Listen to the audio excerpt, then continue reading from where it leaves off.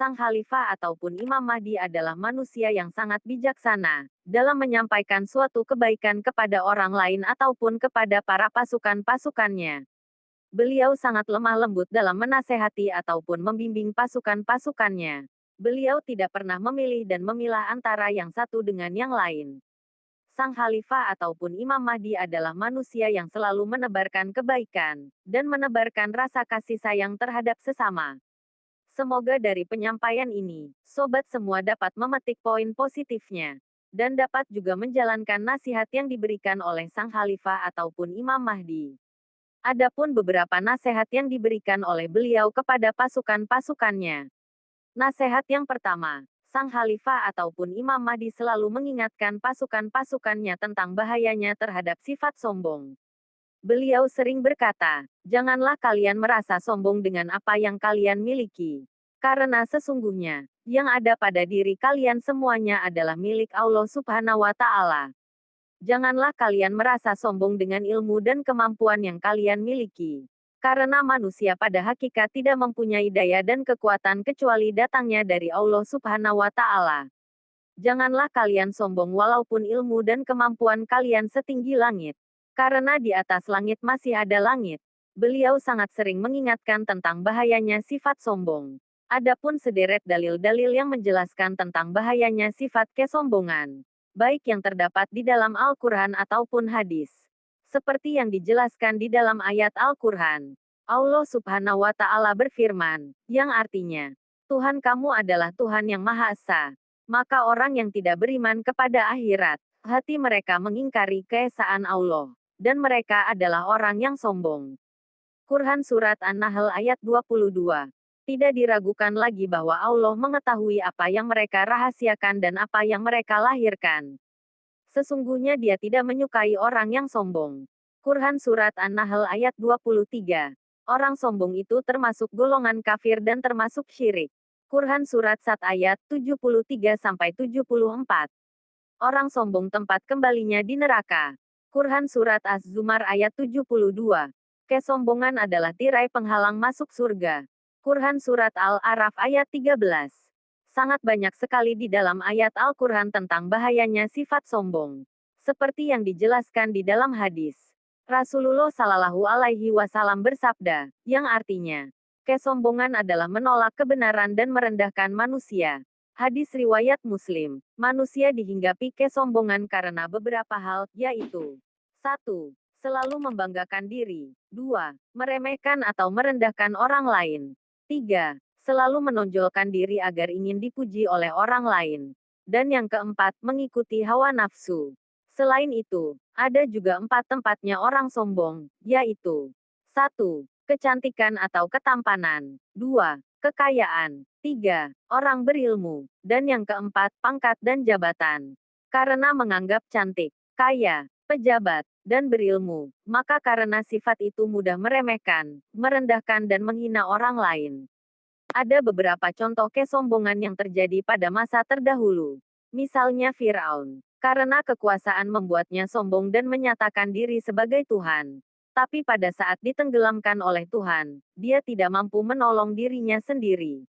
Begitupun Raja Namrud. Karena kepintarannya dia menjadi sombong dan membuat patung untuk disembah manusia. Tapi akibatnya dia terbunuh oleh patungnya sendiri. Kesombongan adalah dosa pertama yang dibuat oleh iblis pada saat diperintahkan sujud kepada Adam. Tetapi iblis menolak sujud karena merasa diri lebih mulia dari manusia, Adam, yang diciptakan dari tanah, sementara iblis berasal dari api. Kesombongan iblis tersebut menyebabkan kemurkaan Allah dan melaknatnya.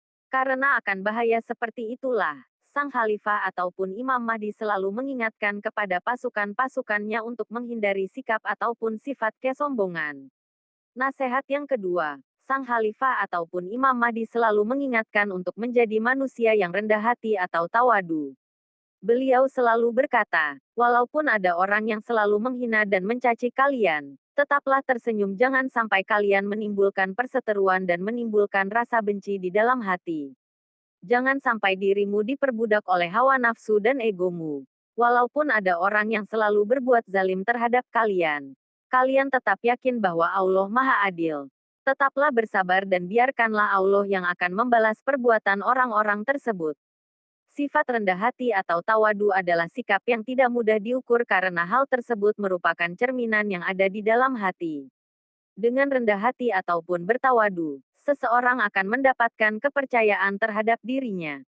Rendah hati atau tawadu adalah sikap yang menjauhkan diri dari takabur dan keangkuhan hati. Sebagai seorang muslim, rendah hati atau tawadu adalah akhlak mulia yang perlu diterapkan dalam hidup. Sikap rendah hati atau tawadu tidak serta-merta merendahkan diri. Orang yang rendah hati adalah orang yang tidak sombong, namun tetap optimis dan percaya diri dalam hidupnya. Orang yang rendah hati tidak akan mencampuri urusan yang tidak ia pahami. Dengan sifat rendah hati orang bisa mengetahui batasan dirinya terhadap sesuatu hal. Rendah hati merupakan salah satu sikap yang terpuji di mata Allah Subhanahu wa Ta'ala. Seseorang yang senantiasa menjaga perilakunya tetap rendah hati akan diangkat derajatnya oleh Allah Subhanahu wa Ta'ala. Sikap rendah hati menjadi bukti keimanan seorang hamba kepada Tuhannya. Seperti yang dijelaskan di dalam ayat Al-Quran Surat Al-Furqan ayat 63. Allah Subhanahu wa Ta'ala berfirman, yang artinya, adapun hamba-hamba Tuhan yang Maha Pengasih itu adalah orang-orang yang berjalan di bumi dengan rendah hati. Dan apabila orang-orang bodoh menyapa mereka dengan kata-kata yang menghina, mereka mengucapkan salam. Adapun seperti yang dijelaskan di dalam hadis, Rasulullah Shallallahu Alaihi Wasallam bersabda, yang artinya, dan Allah mewahyukan kepadaku agar kalian saling merendah diri, agar tidak ada seorang pun yang berbangga diri pada yang lain dan agar tidak seorang pun berlaku zalim pada yang lain. Hadis riwayat Muslim. Sang Khalifah ataupun Imam Mahdi berkata, jika kalian sudah memiliki sifat rendah hati, maka kalian akan bisa menerima kebenaran dari siapapun tanpa melihat derajat atau kelas seseorang. Sifat rendah hati juga tidak akan memilih-milih teman dan bersedia mementingkan kepentingan bersama. Sifat rendah hati juga akan senang hati menolong ketika dimintai pertolongan. Nasihat yang ketiga, Sang Khalifah ataupun Imam Mahdi sering mengingatkan untuk menjadi seorang pendiam. Beliau berkata, kalian harus menjadi pribadi pendiam. Jadilah seorang pendiam, karena dengan tidak terlalu banyak berbicara, kalian tetap selalu bisa mengingat Allah di setiap hembusan nafas. Kalian berbicara dan berbuat jika ada sesuatu hal yang harus dilakukan. Janganlah kalian berbicara dan berbuat yang tidak ada manfaatnya, sehingga bisa melupakan kalian untuk mengingat Allah. Pendiam yang dimaksudkan di sini, bukanlah berdiam diri terus dan tidak mau berbicara dengan orang lain. Tapi yang dimaksudkan sebagai pendiam, adalah sikap yang jarang terlihat dan memperlihatkan diri. Orang-orang itu adalah siapapun yang menjaga hatinya tetap rendah, dan tidak suka memperlihatkan kelebihannya serta orang yang tidak mengejar status sosial atau reputasi apapun. Perhatian yang dimaksud merupakan kebalikan dari sifat yang umum. Perhatian itu bermakna, jika orang yang dimaksud adalah menghindari rasa ria, pamer dan keinginan diperhatikan atau dipuji atas perbuatan baik. Orang yang tidak disadari itu adalah orang yang menarik dan yang paling dekat dengan Allah. Orang pendiam adalah orang yang melakukan kebaikan tanpa diketahui dan taat beribadah. Pendiam yang dimaksud juga mencakup orang yang jarang disorot perhatiannya, tidak pamer ataupun menyombongkan diri.